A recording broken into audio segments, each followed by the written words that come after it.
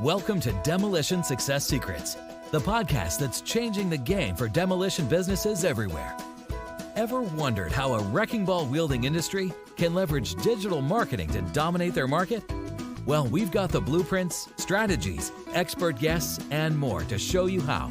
Stay tuned, because we're about to blast through the barriers of your business. All right, welcome guys. We have a very explosive guest today. Paul is on the line with us for another episode of Demolition Success Secrets. Welcome, Paul. Hey, thanks. I appreciate it. Thanks for giving me a call. Yeah. Opportunity. I am about as far south in the U.S. as possible. I mean, I don't live in Miami. I'm in the Tampa area, St. Petersburg area. You are up in Canada. How is the weather today? It's not too bad today. We've had a unique winter. Normally, we have a ton of snow where I live. We don't really this year, a few inches at the most. And it's been very strange. I don't remember the last time we ever had a green Christmas, and it certainly wasn't green. It was more brown, but there was no snow on the ground for Christmas, which is extremely unique. But nonetheless, it's kind of settled in now, and we're in normal winter weather, but definitely colder than where you're at. Yeah. Oh, yeah. I mean, today I wore a jacket, but I was also like right by the bay, looking over the water and stuff. And yeah, I give you guys credit. I don't know how you do it. I understand why you guys do it with family and, your life being in these certain places, but lots of credit and more credit to you with your business. So tell us how you got involved with what you do. Sure.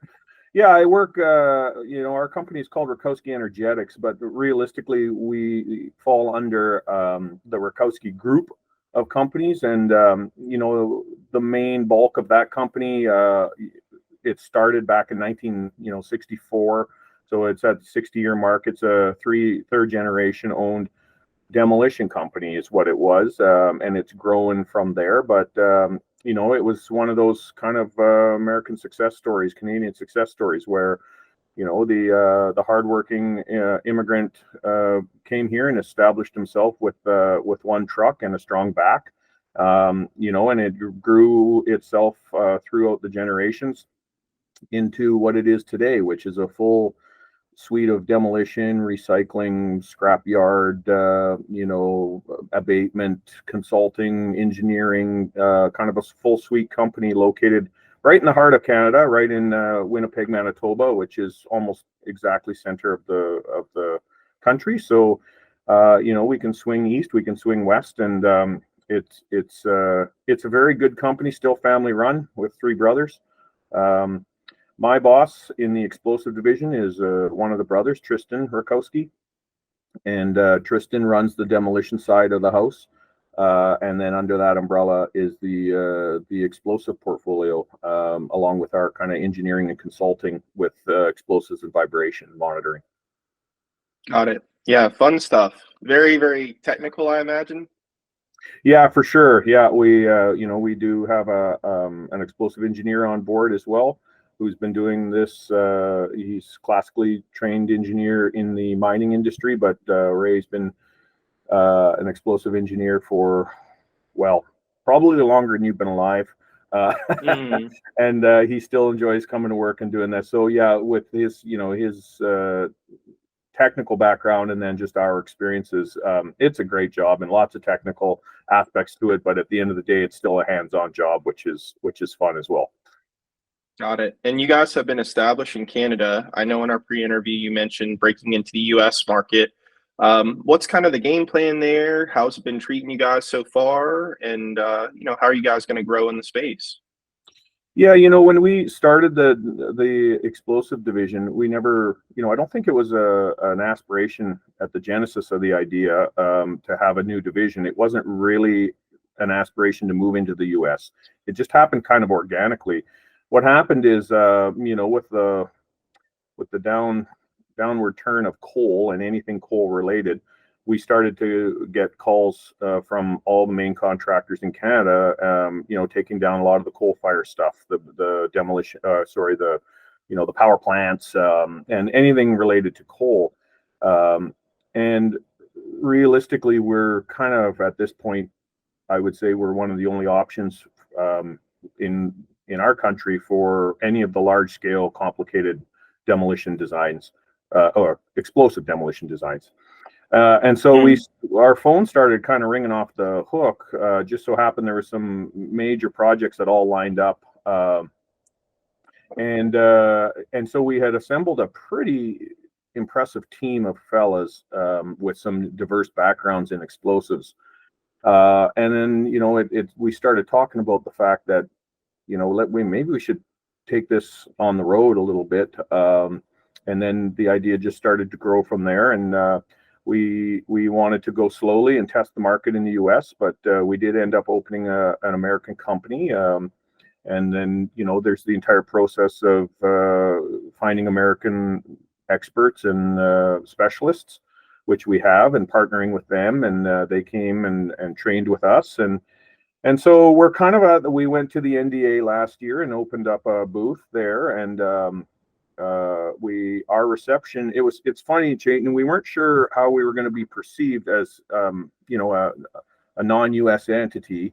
And we were a little bit hesitant, and I will tell you, it was the exact opposite. It was a great welcome and lots of excitement, which surprised us. And we got some really good contacts out of that. And we have gone live in the US with one small operation, and now we have a couple pretty substantial ones on the books. So it's a slow process, but it's an exciting process nonetheless.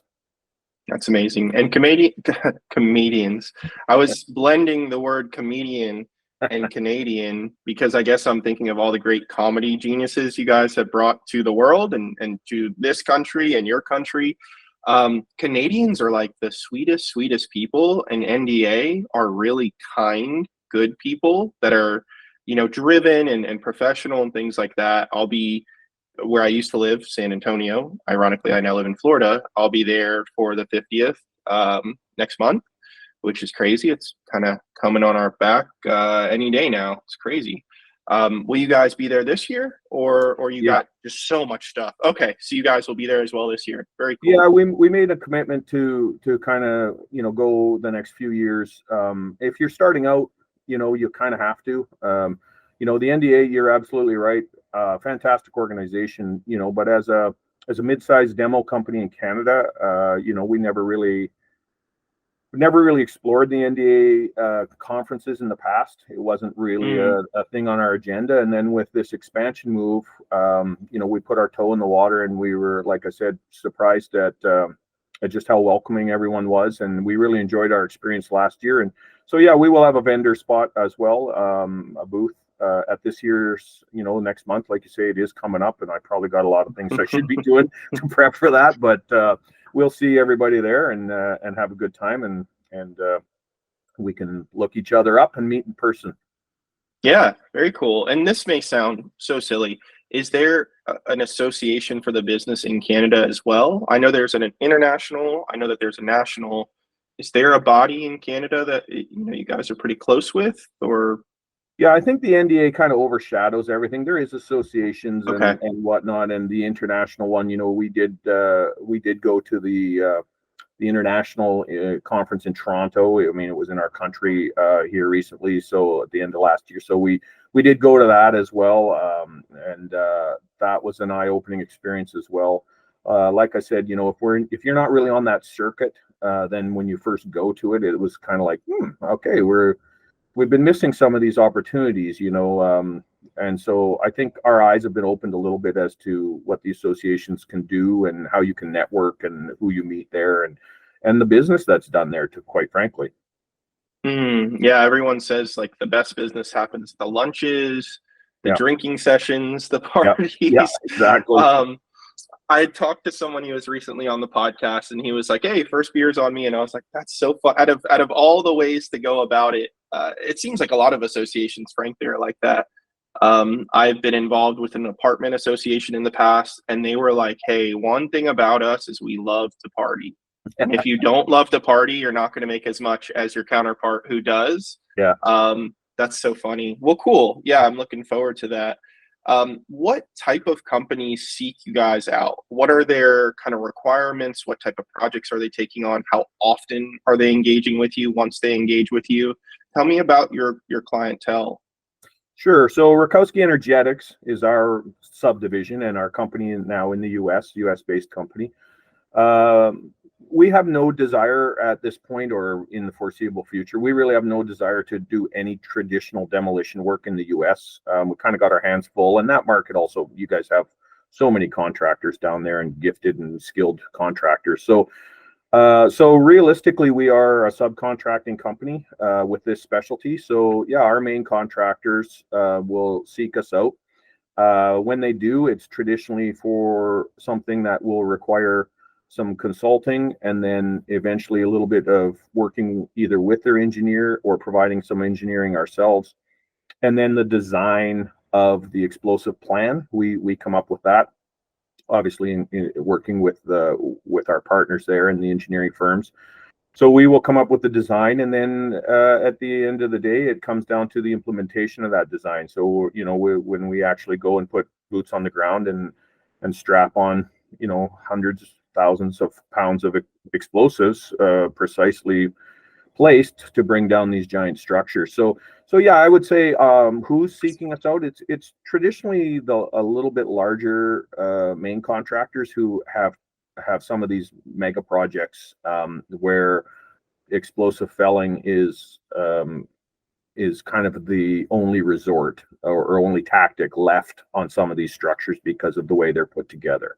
So there's a lot. Explosives are. There's a lot of jurisdictions who don't want to use explosives, and there's all sorts of, there's all sorts of issues around dust and overpressure and noise, and which it can all be mitigated. But I would say that we may not be the last resort per se, but if you can do a top-down approach, I would say a lot of people would prefer to do that than use an explosive plan and have to deal with all the logistics and the public relations around that. However, once explosives is a tool that's chosen, that's when we'll come in and kind of do the whole suite from A to Z. Amazing. Okay. So that kind of covers your clientele. The projects, I can do some quick guesswork, but would love to learn the scope of different types. I mean, we think of things like bridges. We think of things I guess in America, we think of Vegas with the casinos. Those are kind of implosion based. What are the different project scopes, maybe beyond just bridges or the casinos or anything? Just kind of paint that picture for our audience. Yeah, I would say there are other, you guys have some amazing blasting companies right now in the US who we've kind of met and talked with and known some of the players beforehand because they've been up in Canada as well. And some of them will branch off to, rock blasting, trench blasting, road blasting, more construction-based blasting. At this time, our specialty is demolition blasting, and one of the reasons why is, the owner, Tristan, is a third-generation demolition guy. And like a lot of demolition guys, he was on a piece of equipment when he shouldn't have been at 12 years old, and he knows exactly what he's doing, and he speaks the same language as the main contractors because he's been there and done that. And so I would say our tactical advantage is his knowledge of the demolition business and then our application of explosives into that knowledge base. And so we don't really want to branch out at this point into we have the ability and we have some past experience for like trenching and that type of thing, but for the most part it is the bridges, the large complicated structures, the powerhouses, blast furnaces, mining structures, anything that's too tall or too complicated to take down with the conventional high reach or it's too expensive for top down style demolition. Got it. Yeah, and I'm assuming too, it's almost like in the military, you think sometimes drones or robots or things are used. There's probably a safety aspect too in that, where it's like it's just not safe for humans, even with equipment, different mechanisms. It's not very easy to safely pull off unless they do it in a manner like with you guys. So very interesting. Cool. So let me ask this: obviously your current book of clientele probably do it differently than others, but do you guys typically get reached out to when clients or potential clients are more in the bidding process, Or is it something when they're actually, they're working the project and then they realize, oh no, we need a solution that we don't have in house, or we need maybe an expert on top of what our solution is? Do you find it's usually bidding, or it's during the project? Maybe it's a mix of both. It's primarily during the bidding process because, again, quite often these are such large projects that, they need professional project management, which means they need to know what they're getting themselves into, or potentially, their losses could be catastrophic. So traditionally they know already that they're going to go with an explosive felling on at least a part of their project. And so they will bring us in, we'll do a site visit, we'll do our own measurements, our own reconnaissance of the site plan.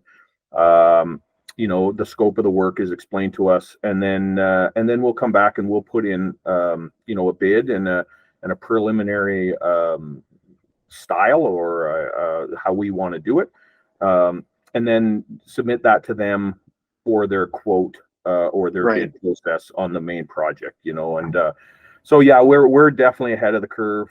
We have had some what we internally refer to as 911 calls, where it's like, hey, we need you. Can you come quick type thing? And those are always fun and interesting as well. But traditionally, it is a bid process is where we come into it.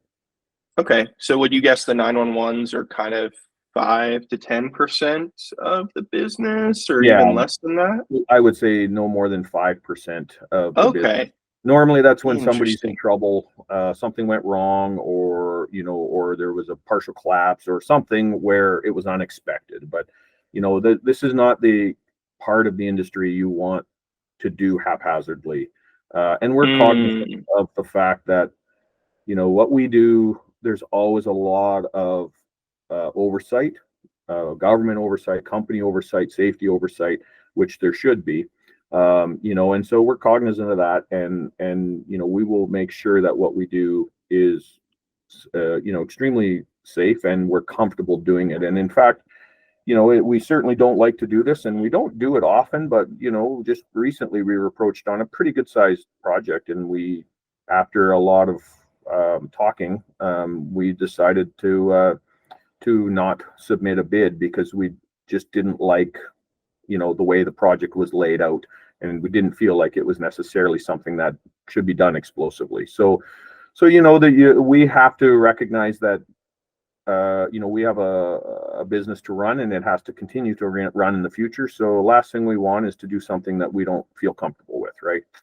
that makes sense. And it's beautiful too, because our clients in the demolition space, they will go to, certain cases, they won't even go to the estimate, but they will either say, hey, it's not a fit. We know someone else who'd be more complimentary while they're on the phone or just discussing with someone.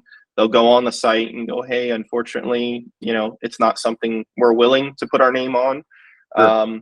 Of course, there's always people who blow out bids where they'll do it like double the price or something like that. And they're like, hey, if this person's willing to take it, we're going to profit a lot. We're not going to love the job, but at least we're going to profit a lot, and they must really need us. Yeah. um, Yeah. that's kind of fascinating. So I'd be curious, is there ever a time where because it is, so much so in the bidding process, let's say it's 2 or 3 companies bidding on a project at large. Do you guys ever have the instances where 2 out of those 3 will call you or reach out, and then you're like, ooh, how do you guys go about kind of helping both? Or maybe you just say, hey, one of the 3 called us first, the second one, unfortunately, we can't provide a bid. No, I think the key there, Chayton, is to just make sure that you're upfront with, that the ethical thing there is just to be upfront that, we've been reached out to on the same project, and basically, providing the scope of work that remains the same between the 2 bids, then, our bid will be the same. So, when they're building their overall bid, it doesn't really matter if company A and company B have us if our price is the same. You know what I mean? Correct. So yeah, I mean, it's not a common practice where we are retained by this more than one company on a bid. However, it has happened, and again, I think just ethically, you're just upfront about it, and our numbers are the same for both companies. Got it. Makes sense.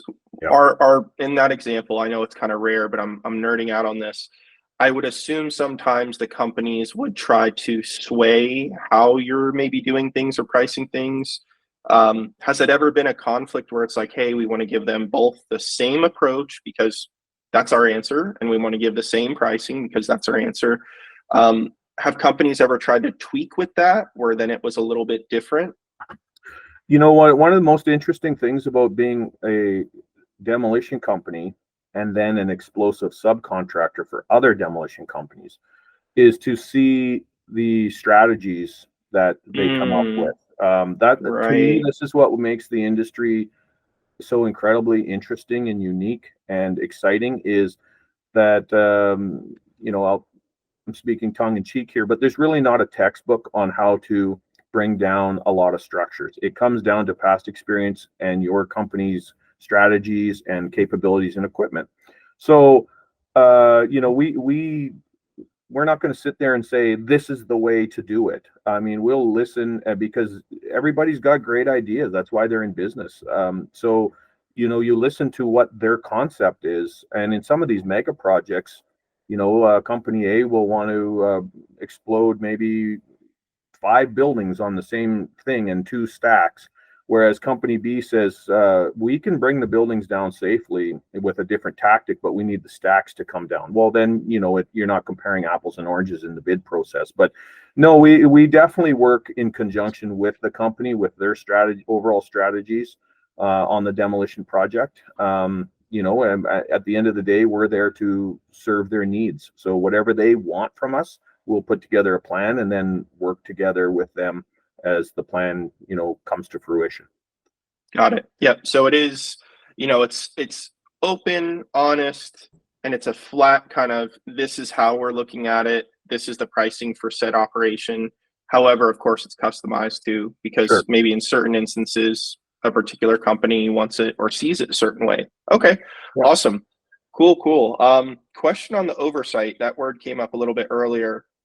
Where do you find the operation that you guys happen to run is more challenging oversight wise, in the US on projects or in Canada on projects? I'm sure it's case by case, but is there like an overall, man, one of these countries is more difficult on us than another country? That's interesting because we're just kind of we're learning as we go, specifically in the US. Right. I don't.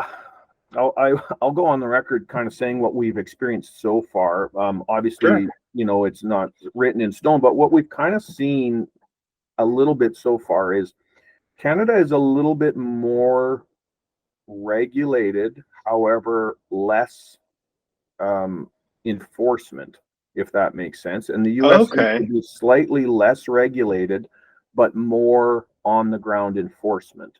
And so Hmm. that's at least what we've kind of seen initially. Like I said, we've only gone live in the US, less than 12 months ago. So, but we have bid on, half dozen to a dozen projects. So that's how we've seen it so far, but we're still growing we're still developing and learning as we go, but that seems to be for us how we've characterized it is there seems to be more on the ground enforcement of the rules in the US, but slightly less rules, Hmm. which is fine. I mean, both, I wouldn't say one is better than the other.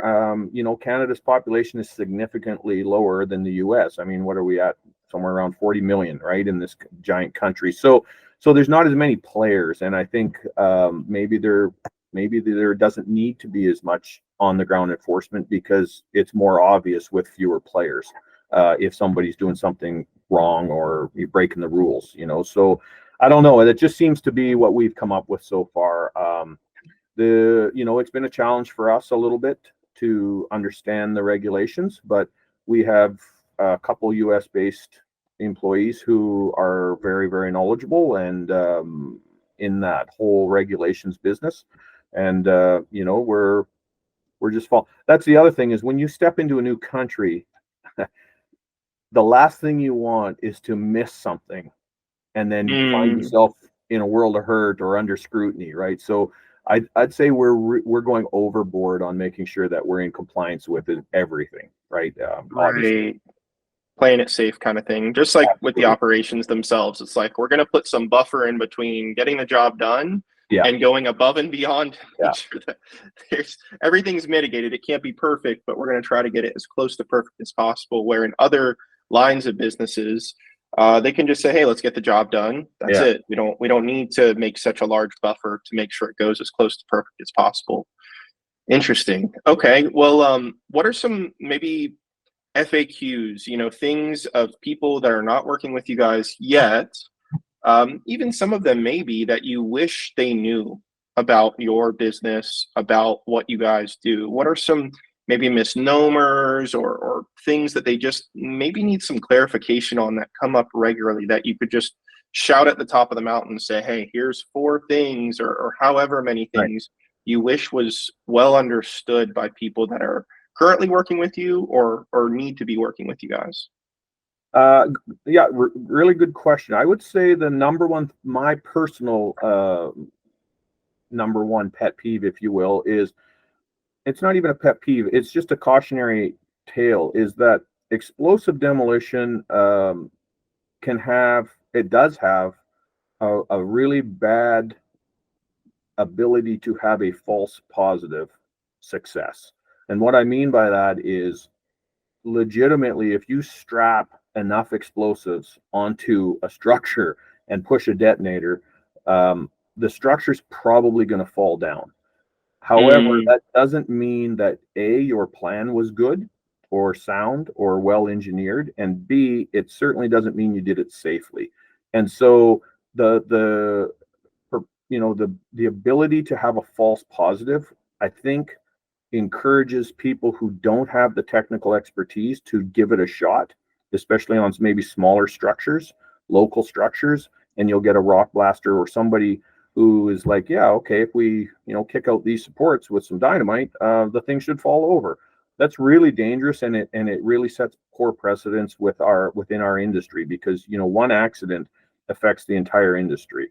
And so I guess the danger I see, the biggest danger with explosive demolition, is the ability for the building to fall down when it was done poorly, and then everyone says, well, that worked, and they move on to the next one, but it wasn't done properly. And so I think what we try and do is to do a pretty in-depth post-detonation investigation into how our design worked.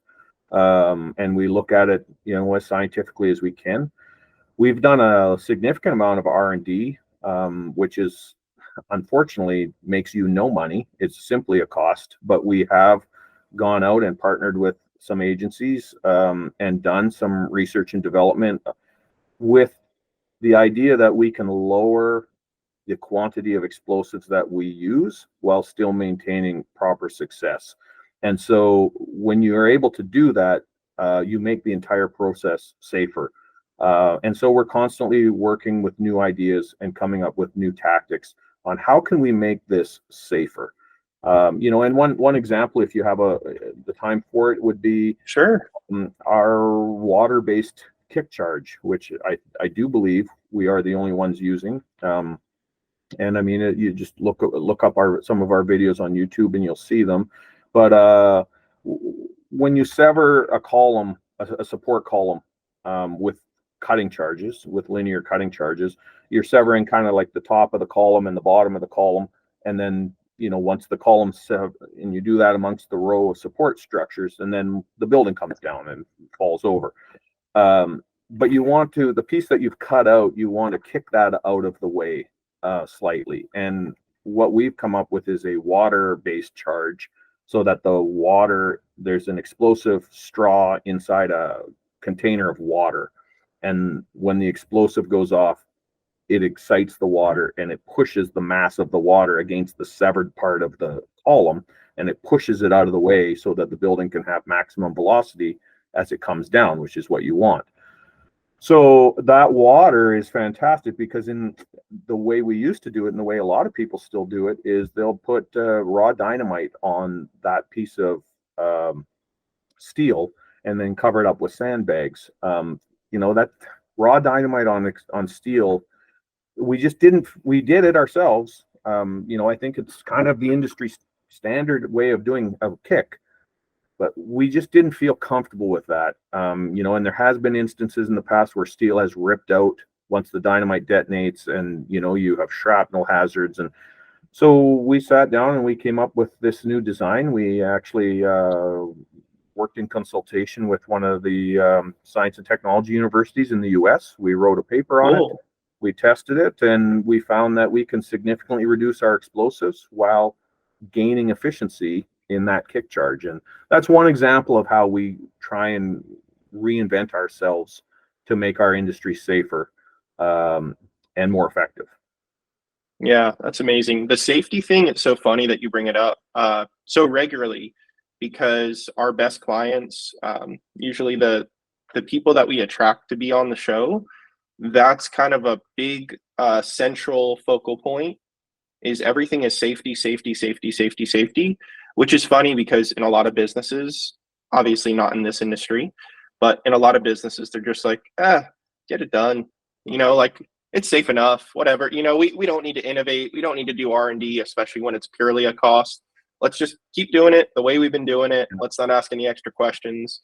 That's cool that you guys are, you're on that train of really keeping things in mind and in perspective of like, the money and opportunities and growth come when we take care of the first priority, which is safety amongst getting a job done correctly. Yeah. That's very cool. Yeah. Very, and cool. It's a great point. And if any of your listeners or yourself were at the International Demolition Summit, there was a speaker there, and I'll give this fella credit. So there was a speaker there. It's online, his talk, and he was talking specifically about the explosive demolition industry. And that fella is kind of a legend in the industry. His company is, I would say, legendary as well. Very well respected. Fantastic company. I admire everything they do. But he gave a speech that was pretty sobering, and which is, he's finding himself ending up in a lot of lawsuits over dust and over everything, basically. And his talk was very sobering, which was, I don't know how much, in 10 years, he even said, in 10 years, I don't know if there is an explosive demolition industry. That's how bad the litigation has got. So, I think that what that talk did for me was reinforce the fact that we're on the right track in trying to redesign how we do our tactics and how we do our strategies and how we do our designs in a safer manner.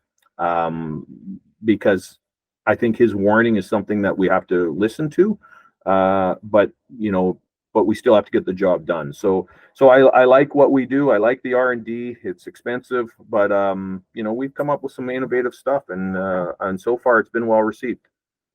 Yeah, it's amazing. It's funny, a lot of things, I guess, all over the world, it's getting constrained by litigation. Mm-hmm.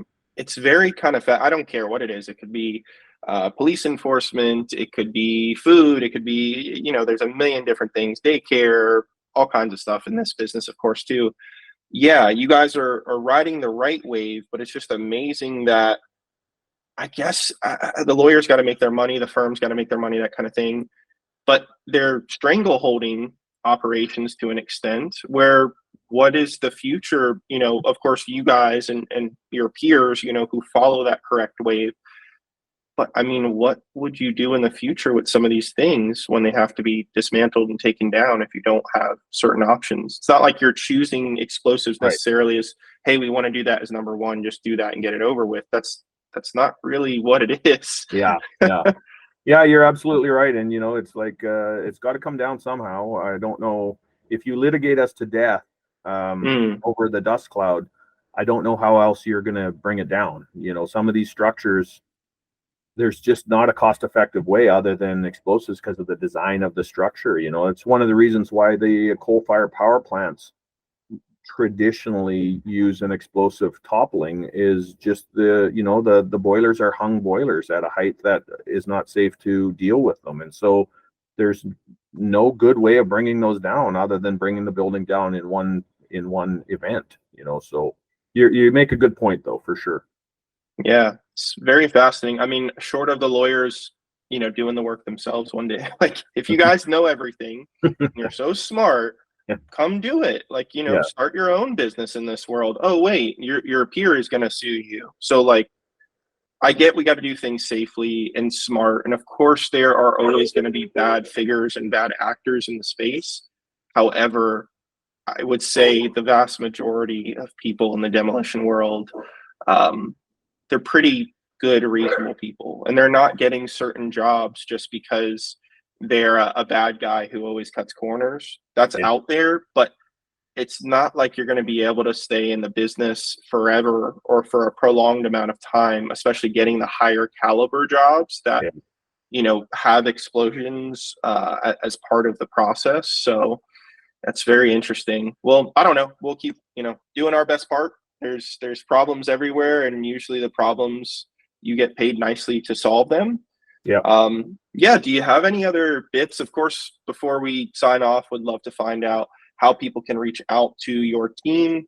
But any other little bits you want to share with the audience before we hit that? Well, it's interesting going. Yeah, one thing I would like to talk about a little bit is just our manpower and our team, which I find a pretty unique team. So, explosive demolition is an interesting marriage between somebody who is, I would say, I hate using the word expert, but an explosives expert, or somebody who is at least has a couple decades of experience using explosives, and somebody who is knowledgeable on demolition and how buildings are put together, but more importantly, how they come down. And it is that marriage between those two, and that it's not necessarily an easy person to find who has experience in both. And I think, well, we have people who don't have an experience in both, but we've married this together, and we've done it so with people who, we're not a young crew. I would say, in fact, Tristan's the youngest, the owner, Oh, that's fascinating. Yeah, and he's not necessarily a spring chicken anymore either. He's going to probably yell at me for saying that, but I mean, we're an older group of guys, and we've taken people from other industries, police bomb squads, Marine breachers, military backgrounds, who are military combat engineer type stuff, mining industry, and demolition industry. And we've taken those, and what I so enjoy about our team is that I think it has to do a lot with the fact that we are a little older, and we can sit around a kitchen table and discuss different ways of doing things, and we're bringing in concepts and ideas from different parts of the explosive industry, and then how to apply those, critically thinking how to apply those to the demolition, which is where Tristan and his knowledge base comes into it. Don't get me wrong, Tristan's been doing explosive demolition again since he shouldn't have been, at probably the age of 14. But it's interesting because we get a bunch of different views coming together, and there's never any criticism. In fact, we want to criticize everybody's concept so that we break it down to what will work in this particular job. And so I think that's been very unique, and it's probably what's driving our R&D. In fact, it is what's driving our R&D, is stealing or borrowing tactics, strategies, concepts, charges from different explosive industries and bringing them into the demolition world. It's been very unique, and quite frankly, I mentioned our engineer earlier, and Ray has been doing explosive work for well over 40 years.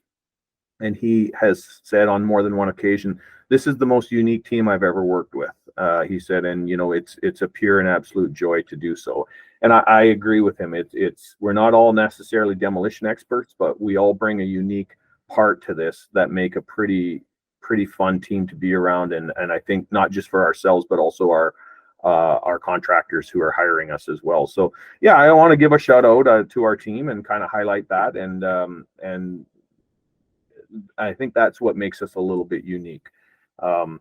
And other than that, this is it's an interesting business. I appreciate you giving me some time on the podcast. And, if anybody wants to reach out to us, I'll just let you put my email in the the link at the bottom, because it's like all corporate emails. It's too long and wordy. But you can look us up at Rakowski Energetics or Rakowski, the Rakowski Group. And they're on the main webpage. There is a US based link there and some YouTube videos, etc. So you can look us up. Rakowski is RAKOWSKI.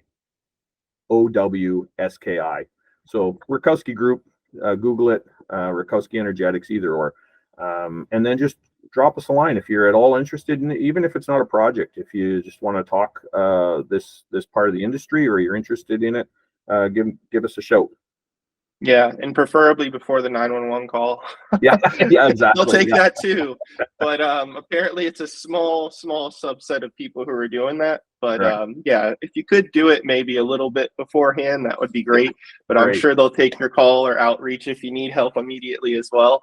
Yeah. Okay, awesome, Paul. Well, thank you for being on this podcast. And guys, thank you for listening to another episode of Demolition Success Secrets. Paul and I are signing off. Thank you, guys. Thank you. That's a wrap for this episode of Demolition Success Secrets. Stay tuned and subscribe for more explosive insights from our upcoming episodes. Until then, continue to blow up your demolition business and make the competition rubble in your path.